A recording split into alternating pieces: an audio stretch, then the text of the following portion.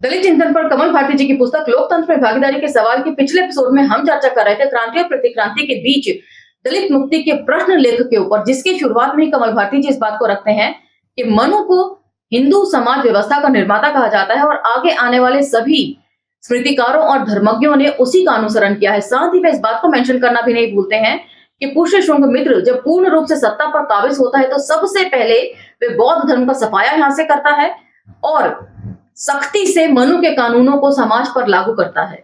समय के साथ साथ सत्ता में परिवर्तन होता है, बावजूद इसके हिंदू वर्ण व्यवस्था जस की तस बनी रहती है। उसके लिए वे शिक्षा के महत्व के ऊपर चर्चा करते हैं और जाति के विनाश से कई सारे कोट्स जो हैं वो हमें समझाते हैं। वे कहते हैं कि सामाजिक व्यवस्था में रूलिंग एलीट हमेशा वही रहेगा जो शिक्षा के महत्व को समझेगा। यहां तक तो चर्चा हमने पिछले एपिसोड में कर ली थी। अब हम चर्चा को यहां से आगे लेकर चलेंगे, तो चलिए मेरे साथ। जय भीम, मैं शालिनी और आप देख रहे हैं अंबेडकरनामा। आधा लेख हमने पिछले एपिसोड में पढ़ा था और आधा लेख हम इस एपिसोड में पढ़ेंगे। चलिए। भारत में शासन चाहे मुसलमानों का रहा हो, चाहे ब्रिटिश या हिंदुओं का, मुख्य रूप से प्रशासन सदैव हिंदुओं के ही हाथों में रहा। इसीलिए कोई भी शासन दलितों के लिए स्वराज नहीं रहा। ऐसा कोई भी विभाग नहीं है जिन पर हिंदुओं का आधिपत्य ना हो। पुलिस, न्याय, राजस्व और व्यवस्था सभी पर उनका वर्चस्व स्थापित है। स्मरण रखने योग्य एक अन्य बात यह है कि प्रशासन में नियुक्त हिंदुओं का दलितों के प्रति वैसा ही घृणा और उपेक्षा भरा व्यवहार रहता है जैसा कि प्रशासन के बाहर के हिंदुओं का होता है। दलितों के साथ भेदभाव बरतना तथा कानून के लाभ से उन्हें वंचित रखना ही नहीं, बल्कि अत्याचार और उत्पीड़न के विरुद्ध उन्हें कानूनी सुरक्षा प्रदान न करना भी उनका उद्देश्य रहता है। इसका परिणाम ये होता है कि दलितों पर हिंदू अत्याचार करता है और प्रशासन उसकी सहायता करने के बजाय अत्याचारी को सुरक्षा प्रदान करता है। ये शब्द डॉक्टर अंबेडकर ने 1947 में संविधान सभा को प्रस्तुत अपने ज्ञापन में कहा था, परंतु आज भी इसकी सत्यता से इनकार नहीं किया जा सकता है। तो डॉक्टर अंबेडकर ने बखूबी कहा था कि यदि प्रशासनिक अधिकारी भ्रष्ट हो तो पैसा देकर उन्हें कोई भी खरीद सकता है, लेकिन वो भ्रष्ट होने के साथ साथ पक्षपात पूर्ण रवैया भी रखते हैं। उसके साथ आज के मौजूदा समय में भी ये सारी व्यवस्थाएं लागू हैं। आपको याद होगा सोनाक्षी सिन्हा की नेटफ्लिक्स के ऊपर एक सीरीज आई थी दहाड़, उसमें इस चीज को बखूबी फिल्मांकित किया गया था। किस तरीके से सोनाक्षी सिन्हा जो बॉस हैं, वो जब बरांडे से निकलती हैं तो उनका जो सुबॉर्डिनेट है वो हर बार अगरबत्ती जलाता है उनके निकलने पर बरांडे से। तो ये छोटी छोटी बातें हैं जिसके जरिए आप आज भी सामाजिक व्यवस्था समझ सकते हैं। इन परिस्थितियों में दलितों को विकास के समान अवसर कैसे प्राप्त हो सकते हैं? जब किसी वर्ग की दास्ता धर्म सम्मत होती है और उस धर्म से लाभ उठाने वाला वर्ग शासक होता है तो कानून भी उसी दासता का अनुमोदन करने लगता है। अभी ज्यादा दिन नहीं हुए हैं, सिर्फ एक पीढ़ी पहले की बात है, भारत में ऐसे कानून बने हुए थे कि दलित स्वतंत्रता का जीवन जी ही नहीं सकते थे। वे जब भी गंदे पेशे छोड़ने की कोशिश करते थे तो उन्हें दंडित किया जाता था। ये दंड कानूनी था। कुछ प्रांतों में दलितों द्वारा गंदे कार्य करने से इनकार करने का कानूनन जुर्म था। बंबई जैसे प्रांतों में दलित जातियों के लोग पूरे गांव के सेवक होते थे। वे ही हिंदुओं के मरे हुए पशुओं को उठाने और खाल निकालने का काम करते थे। इस सेवा के बदले उन्हें जमीन का एक टुकड़ा दिया जाता था जिस पर रहकर वे अपनी गुजर बसर करते थे। वे यदि गांव की सेवा करने से इनकार करते तो उन्हें जमीन से बेदखल कर दिया जाता था, जिसके कारण वे भूखों मर सकते थे। संयुक्त प्रांतों और पंजाब आदि प्रांतों की नगरपालिकाओं के ऐसे अधिनियम थे कि यदि कोई स्वीपर सफाई करने से छुटकारा पाने की कोशिश करता था तो मैजिस्ट्रेट उसे अर्थदंड देता था। भूमि अधिनियम भी कुछ प्रांतों में था जो दलितों को जमीन क्रय करने का अधिकार नहीं देता था, क्योंकि इससे दलित जातियां स्वतंत्रता अर्जित करने की कोशिश कर सकती थी। तो ये सारी बातें हमने क्रिस्तोफ जाफरोलो की पुस्तक भीमराव अंबेडकर एक जीवनी जाति उन्मूलन का संघर्ष एवं विश्लेषण में भी पढ़ी थी। आजादी से पहले के दौर की ये सारी बातें हैं। निस्संदेह ये कानूनी प्राविधान शासक द्वारा दलितों को दास बनाए रखने के लिए थे। इन्हें बीते युगों की बात कहकर टाला जा सकता है, किंतु स्वतंत्र भारत में भी ऐसी घटनाएं शासन स्तर पर चल रही हैं जो देखने में तो दलितों के उत्थान की हैं, परंतु वस्तुतः वे दलितों को दलित बनाए रखने का ही काम करती हैं। उदाहरण स्वरूप केंद्र और राज्य सरकारें दलितों के लिए उन्हीं गंदे व्यवसायों को के विकास को प्रोत्साहन देती हैं जिन्हें उन पर मनु ने थोपा है। जैसे कि अन्यथा क्या कारण है कि सभी सरकारें चमड़ा छीलने और सुअर पालने के लिए दलितों को विशेष आर्थिक सहायता देती हैं। सुअर एक गंदा पशु है, वे जहां रहता है वहां गंदगी रहना लाजमी है। एक सुअर पालने वाला दलित ना तो साफ सफाई से रह सकता है और न उससे कोई साफ सुथरा व्यक्ति संपर्क रख सकता है। विशेष रूप से यह व्यवस्था इसलिए की गई है कि वे मुसलमानों के संपर्क से दूर रह सकें, क्योंकि मुसलमान सुअर से घृणा करते हैं और ऐसी स्थिति में वे दलितों के साथ एकता स्थापित नहीं कर सकता। केंद्रीय और सभी राज्य सरकारों का समाज कल्याण विभाग दलितों के उत्थान के लिए अरबों रुपए प्रतिवर्ष व्यय करता है, किंतु इसके बावजूद दलितों के लिए आर्थिक मुक्ति का प्रश्न ज्यों का त्यों ही बना हुआ है।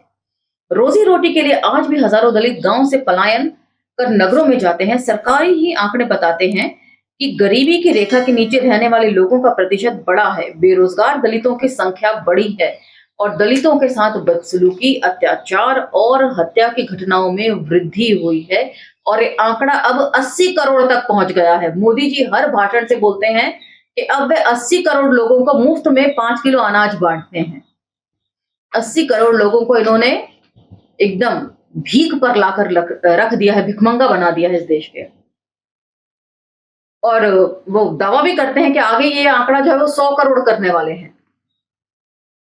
इसका कारण सिर्फ यह है कि शासन प्रशासन में काबिज हिंदू नेताओं और अधिकारियों की मानसिकता धर्मवादी होती है और उनकी सोच दलित हितों की बजाय हिंदू हितों से जुड़ी होती है। इसलिए वे दलितों के लिए ऐसी योजनाएं बनाते हैं जिनका लाभ आम दलित को नहीं, बल्कि शासन, इस लाइन को जरा ध्यान से सुनिए, आम दलित को नहीं, वो लाभ किसको पहुंच रहा है, बल्कि शासन प्रशासन के लोगों और उनके दलाल नेताओं विद इन ब्रैकेट जिनमें अधिकांश दलितों के नाम से दुकानें चलाने वाले ही होते हैं, वो पहुंचता है। यही व्यवस्था संविधान के दुरुपयोग के लिए भी जिम्मेदार है, जिसका कारण दलितों को प्रशासन द्वारा न संवैधानिक संरक्षण समय से मिलता है और न न्याय। दलितों की समस्या आर्थिक नहीं सामाजिक है। यद्यपि वे आर्थिक रूप से गरीब हैं, किंतु गरीबी उतनी नहीं अखरती जितनी सामाजिक बेइज्जती अखरती है। इसके रहते हुए कोई दलित स्वाभिमान से जी ही नहीं सकता और यही सबसे बड़ी वजह है आज जो हम आए दिन सुनते हैं कि आईआईटी और मेडिकल में दलित छात्र जो है इस अपमान को सहन नहीं कर पा रहे हैं और आत्महत्या कर रहे हैं। तो अपने बच्चों को हाउ डेयर यू कहना सिखाइए। रतन जी ने कई सारे वीडियोस के ऊपर बना दिए हैं।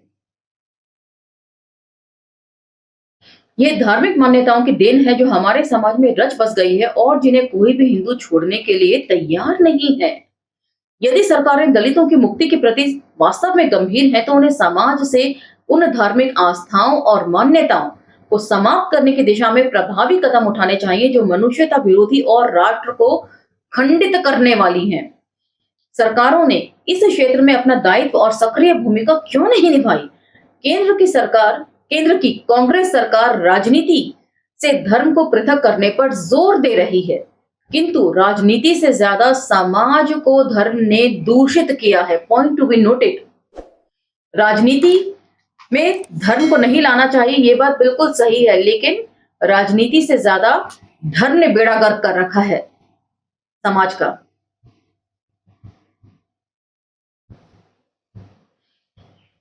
फिर धर्म को समाज से हटाने की आवश्यकता क्यों नहीं समझी जाती? जाहिर है कि यह कार्यवाही हिंदू हितों के खिलाफ जाएगी। इसके आगे वे 1990 में बसपा के किए गए सराहनीय कार्यों की चर्चा कर रहे हैं, उसे जरा ध्यान से सुनिए और उसको आज की बसपा से जरूर कंपेयर कीजिएगा। इधर जब से अंबेडकरवाद का उदय हुआ है, बहुजन समाज पार्टी ने मनुवाद के विरुद्ध आरंभ कर दी है लड़ाई। तब से हिंदू पुनरुत्थान के कार्य में और भी तेजी आ गई है। अंबेडकरवाद का अर्थ समानता, स्वतंत्रता और बंधुत्व का प्रसार। मनुवाद इसकी विरोधी चेतना का नाम है। बसपा ने सिर्फ राजनीतिक चेतना ही दलितों में पैदा नहीं की, बल्कि धर्म की असंगत, अवैज्ञानिक और मनुष्यता विरोधी मान्यताओं और विश्वासों के विरुद्ध भी उसने दलितों को कैडर कराए हैं। फलतः दलितों में न केवल स्वाभिमान जागा है, बल्कि अपने अधिकारों की लड़ाई भी उन्होंने स्वयं लड़ना सीखी है। इसका परिणाम यह हुआ है कि मनुवादियों ने इस दलित चेतना को कुचलने के लिए हर स्तर पर प्रयास शुरू कर दिए हैं।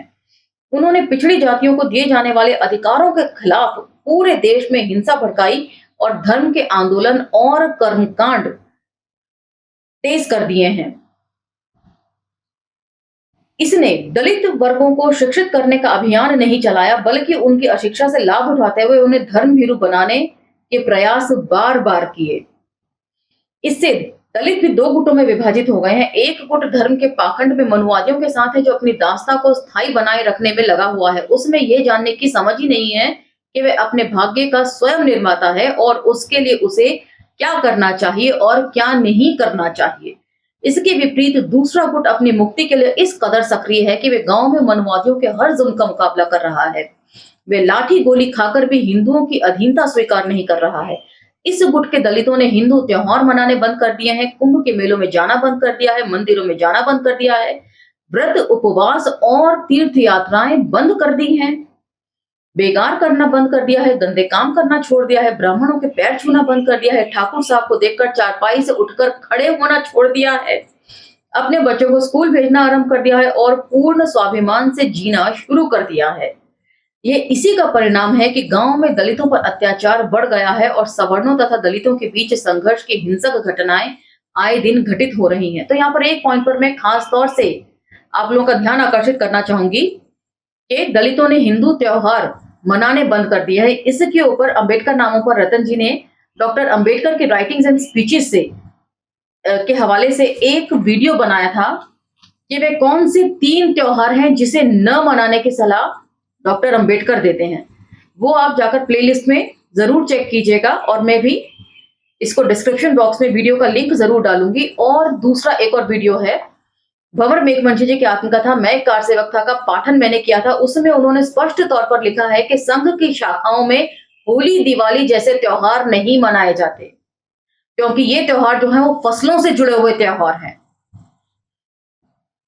उसका भी लिंक जो है वीडियो का मैं डिस्क्रिप्शन बॉक्स में डलवा दूंगी। आप दोनों ही वीडियोस को सुनकर तब निर्णय लीजिएगा। सामाजिक परिवर्तन और आर्थिक मुक्ति की दिशा में ये घटनाएं शुभ लक्षण हैं, जो संकेत दे रही हैं कि हिंदुओं की दास संस्कृति का निकट भविष्य में ही अंत होगा और दलित भी इस स्वाधीन भारत का स्वाधीन नागरिक बन सकेगा।